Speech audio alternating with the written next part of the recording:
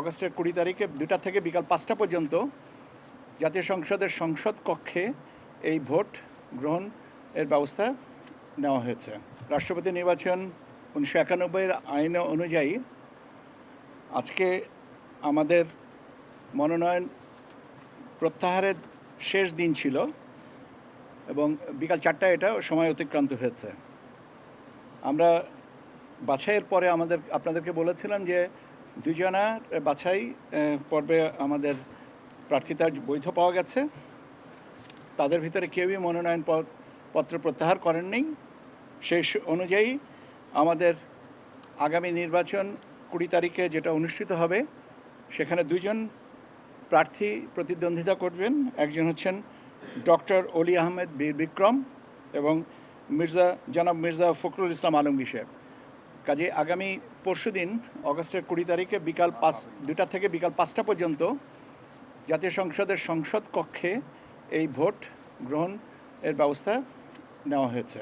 Vote গ্রহণের শুরুতে নির্বাচনকর্তা that is মাননীয় প্রধান নির্বাচন কমিশনার ভোট গ্রহণ অভ্যাগতদের যে সম্বর্ধনা স্বাগত জানিয়ে ভোট গ্রহণের পদ্ধতিটা সম্পর্কে জানাবেন এবং তার পরবর্তীতে আমরা ওখানে ভোট গ্রহণ করব।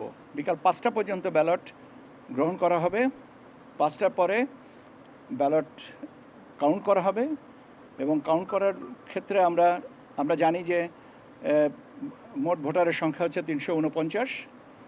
এখানে কজনা ভোট দিলেন, কয়টা ব্যালট বৈধ হলো, কয়টা ব্যালট আপনার বাতিল হলো, কয়টা ব্যালট অব্যবহৃত থাকলো এবং প্রাপ্ত বৈধ ভোটের ফলাফল যেটা যিনি বেশি ভোট পাবেন তাকে নির্বাচনী কর্তা প্রাথমিকভাবে সংসদ কক্ষে বসেই তাকে বিজয়ী ঘোষণা করে আমরা তারপরে অফিসে ফিরবো এবং তারপরে গেজেটটা দেওয়া হবে। ঘোষণা করতে কত সময় লাগতে পারে? এটা ঘোষণা করতে তো ভোট গ্রহণের পরে তো প্রাথমিক ফলাফলটা তো ওখানেই দিয়ে আসবেন।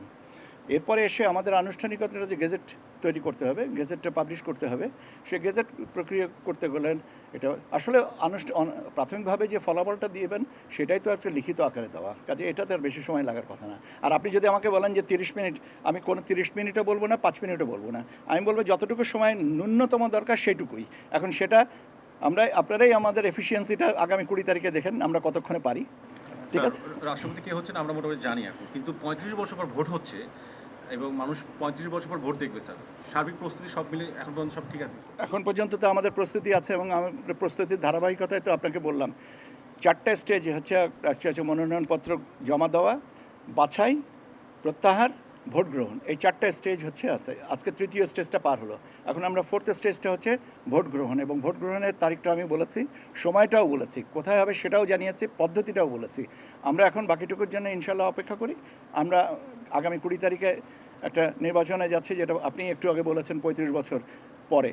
তো 35 বছর পরে আমাদের সবারই একটা নতুন অভিজ্ঞতাটা হবে। সে পর্যন্ত আমরা সবাই অপেক্ষা করি। আপনাদের অনেক ধন্যবাদ।